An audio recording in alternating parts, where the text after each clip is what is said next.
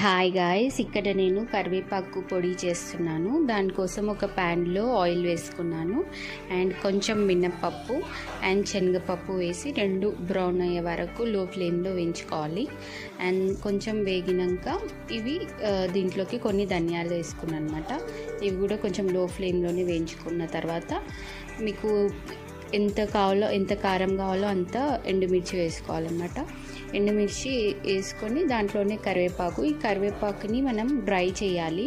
అంటే సన్లైట్కైనా ఇద్దరు fan కిందనైనా dry చేసుకోవాలి. తర్వాత ఇది మిక్సీ చేసుకోవాలి. ఫస్ట్ పప్పు గ్రైండ్ చేసినాక కరివేపాకు అండ్ ఎండుమిర్చి కొంచెం గార్లిక్, దీంట్లో నేను రాక్ సాల్ట్ వేసిన, అట్లా మిక్స్ అయింది అండ్ అంతే, పొడి రెడీ.